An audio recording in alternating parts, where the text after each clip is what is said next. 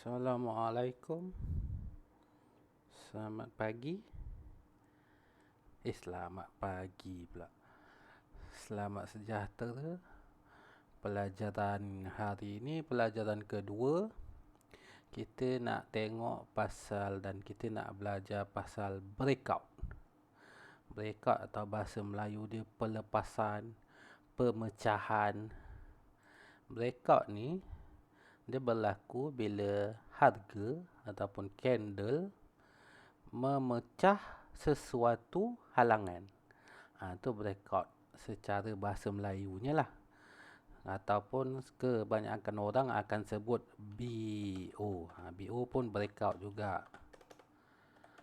Breakout. Jadi kita nak tengok dekat dekat chart ya, dekat chart hari ni. Okey, hari ni kita nak tengok kaunter nama Tanco.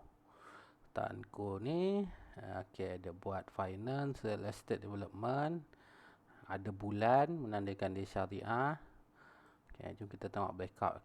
Satu breakout ialah kita kena tanda breakout support ataupun breakout resistance. So kita nak tanda breakout, kita ambil line. Lepas tu kita lukis satu line. Contoh kat sini. Ni satu. Ni. Lagi contoh kita nak lukis resistance. Ni satu resistance. Lepas tu contoh lagi kita nak lukis kita ada support kat sini, support kat sini, support kat sini.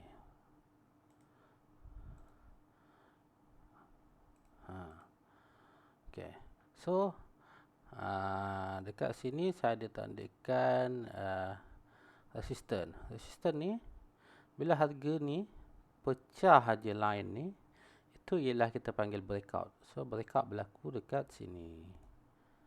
Ni ada breakout. Lepas tu saya tandakan support dekat sini.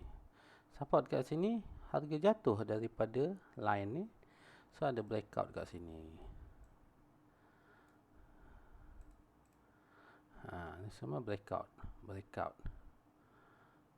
Ini breakout. So ini breakout, support dan resistance.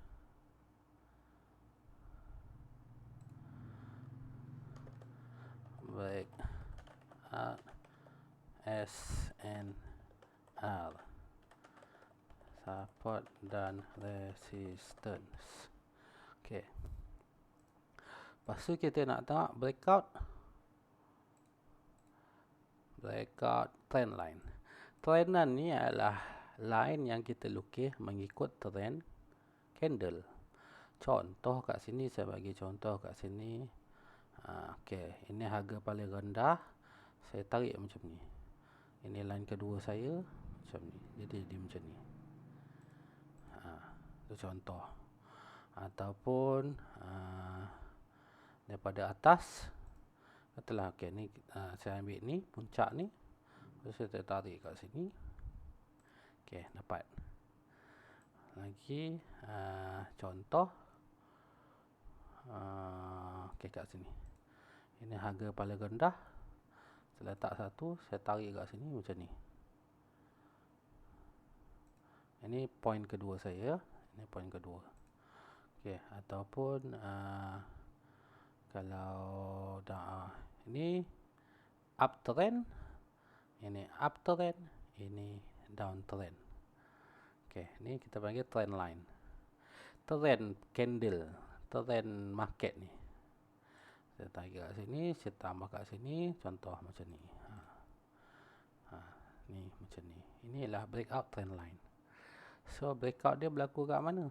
Kat sini. Dia bocor line ni. Ni satu. Ni dua.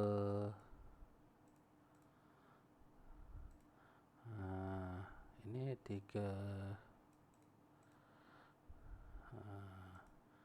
Ni tak ada lagi. So inilah breakout trend line.